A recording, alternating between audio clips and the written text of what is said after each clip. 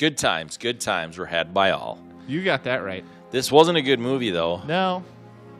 But listen to this. $120 million was the budget. Yeah. It did in the box office $229.29 million. Did it really? What? It's not even like it had to be all Seth Rogen. Like this Totally. So he wrote it. I didn't like that all the language and stuff that was in it because the show itself back in the day was a kind of more of a pure show, right? I mean, this was really like I didn't see much of it. Obviously, reruns. I was not. Yeah. But because Bruce Lee died when I was like hardly born, I guess. But yeah. Anyway, it was. I just didn't like how they did it because I feel like. You know what? Let's write this down. I don't have a pencil. Well, type it down. write it in your mind. I forgot my computer. Okay. Write it in your mind. Let's we should watch a couple episodes of the original franchise. Are you writing it in your mind? I'm visualizing. Did you get him writing in his mind? All right, we'll keep. Yeah, sorry. Did everybody see that? You're pretty good at that. What I would do. All right. But we should watch a couple episodes of the original. Yeah. And then really tear into the whole like this whatever IP. And yeah. But for Titanium Tuesday, we've limited ourselves to a certain amount of time and talking about like stuff for the superhero-ish kind of thing. But in the original, the Green Hornet was definitely the sidekick who did everything and had really the skill and blah, blah, blah. And I get it. And so that part was true. But I just really feel like it wasn't with all the language and some of that kind of stuff. I just feel it was a major disconnect and a dishonor even to the original. It seemed a little extreme to the point they brought like Seth Rogen's character and Kato. Like the way he said you're just a psych. Like, I feel like that was a little too much. Yeah, and Seth Rogen wrote it, and you can see that. Yeah. I mean, he was a fan apparently of the show. I guess if I remember right, I read that somewhere. That would only make sense. I don't know, but they wanted to have Nicolas Cage as the villain. Did you know that? I did not. Yeah, that's pretty cool. That is pretty cool. That would have been really fun to see. That would have been. Yeah. This was his prime. Yeah. Part of his prime. Right. He's gone through stages. Yeah. Interesting person. Yes. But I can only imagine just an over dramatized Nicolas Cage in this film. It would have been so much fun against Seth Rogen. Right. It would have paired well. Right. And then Edward James Olmos in it, that reminded me of Battlestar Galactica and stuff. That was fun. And obviously he was in Miami Vice when I was a kid too. And some of that stuff. It's fun to see David Harbour being this young. Yeah, it was weird. I mean, he looks young. He does. He has hair. Yeah. Lots of hair. And that was only, 13 years ago. Yeah. So... Stranger things have happened. Filmed it, yeah. Boom, boom, drum roll. What's that called? The boom. What's it called? It's not a drum roll. I lost the name. Anyway, we're gonna put that in here. Yeah, I'm gonna mentally note that again. We're on page 2 of my mental notes right now. Cameron Diaz in here.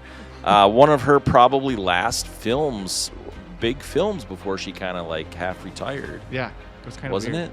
it? Yeah, around 13 or something, 11, 12, 13, somewhere in there. But I can only imagine when I was watching this. I only imagined Princess Fiona's voice. Yeah, I didn't realize how much like I associate her with that role, at least her voice. Right. And then I was watching this film and I was like, all right, she's about to go karate chop or turn green. And exactly. Wait for the princess kiss, and I was like, oh my gosh. Yeah. It was fun.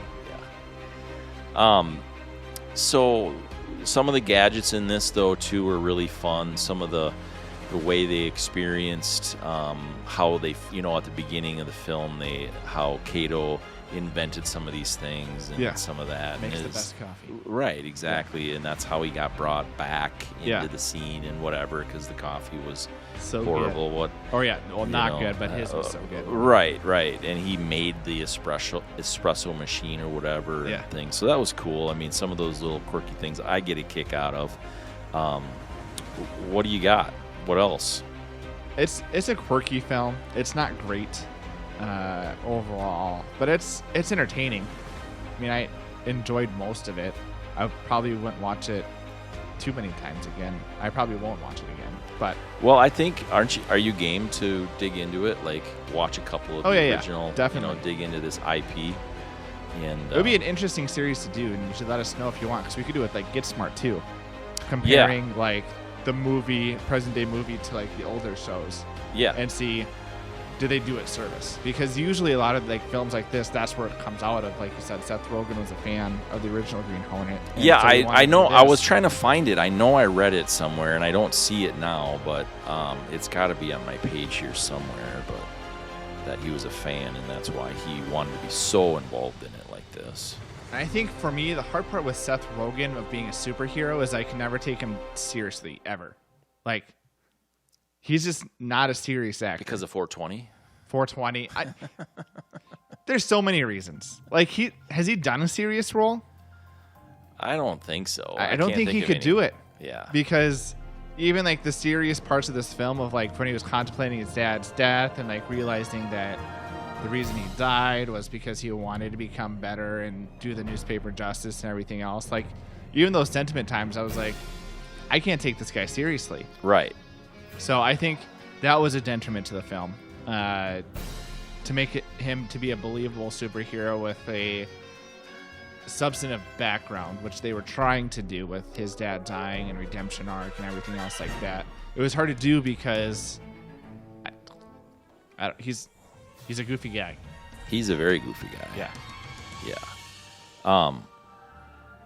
So, I mean, I don't see anything here that, I mean, he really... But here's what we'll do. We can just say that he was a fan. Get that sucker trending. Yeah, let's do it. And then it's just true. That's true. I think that's where we're at right now. Yeah, in Seth society. Rogen was a super fan. Super fan? Super fan of Green Hornet, and he made this film. And he blew it. He did blow it. He wrote. He was like co-writer or whatever. Yeah. He didn't direct it or anything. No. I don't know. That it's just fun to go back. That's why Titanium Tuesday. That's what we're doing. We're trying to look at superheroes in a different light, and there's so many different styles. Yeah. Yeah. It's kind of fun. And for me, it's fun to go back to films like this because I feel like a lot of superhero movies are always connected to a universe. And so it's always like, oh, how does this connect to that movie or this movie or Easter eggs from the comics? You know, so many different things that you can look into. And this film really was standalone. I don't know if it made its money back. So it did very well. I have no idea how. But like, it's weird that it didn't necessarily have a sequel then. Right. But like, it was nice that it was standalone, that you can enjoy it. You don't have to watch movies. You don't have to understand context. Yes. And you can just enjoy it. So that's one thing I do enjoy about this movie. Yeah, I agree, 100%. Hey, so if you want to, what do they want to do? What are they going to want to talk to us? Yes, they could comment, on this video or whatever, but they could also reach us at an email called legitq@maddysmoviemix.com. Wow, one try. I'm getting it.